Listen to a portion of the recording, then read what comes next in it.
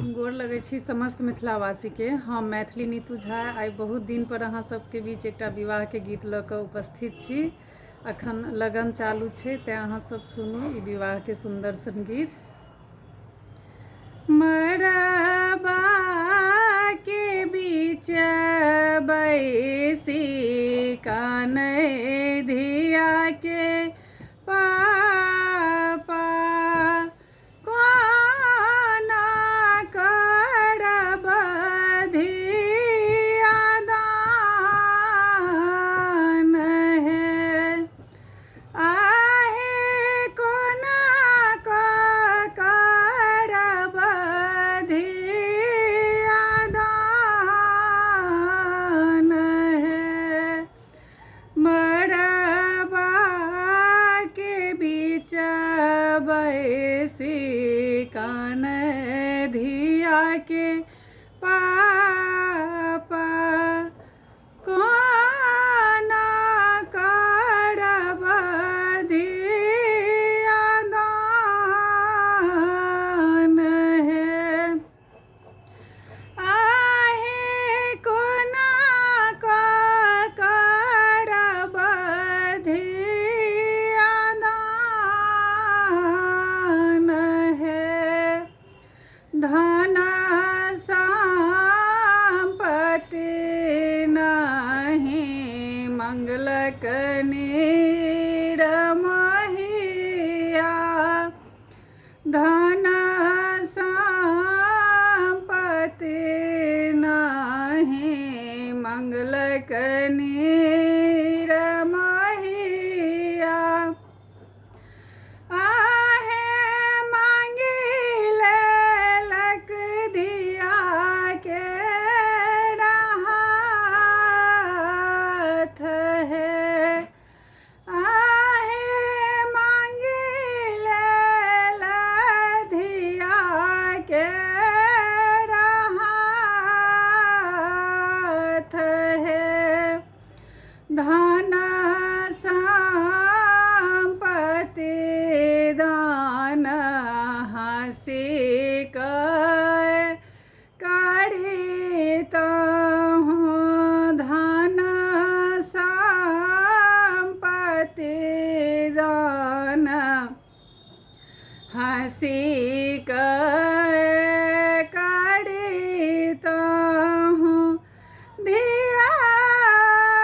छी मोर प्राण है आहे धिया छी मोर प्राण है सोना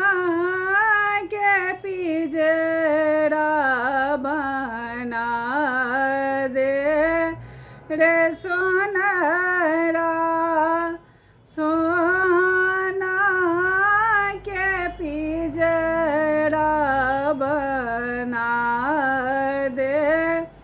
रे सोनरा राखब धिया के छुपाई है आहे राखब धिया के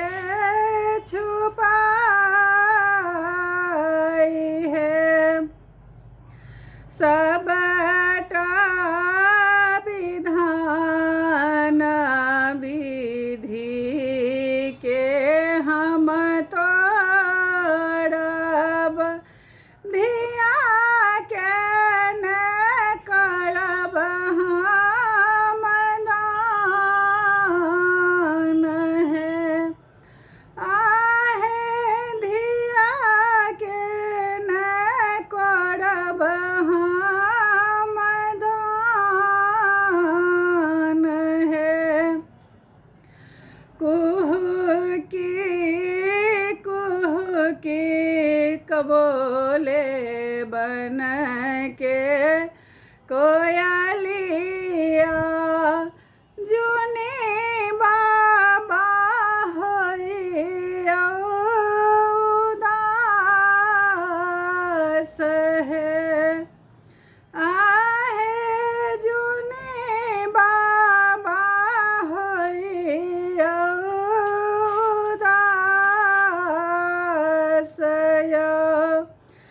विधि के विधान बाबा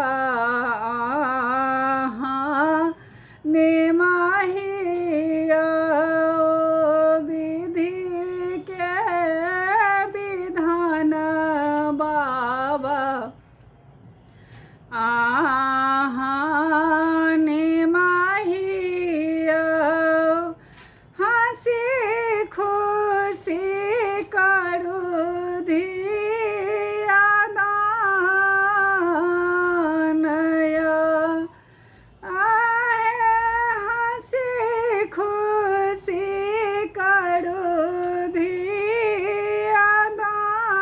दान है मरबा के बीच बैसी कने धिया के पापा कोना करब धिया दान है आहे कोना करब धिया दान है। गीत केहन लागल से अहाँ सब कमेंट सब पर जरूर बताएब और एहन गीत सब अगर सुनबाक हुए तो अहाँ सब जरूर कमेंट में हमरा बताओ।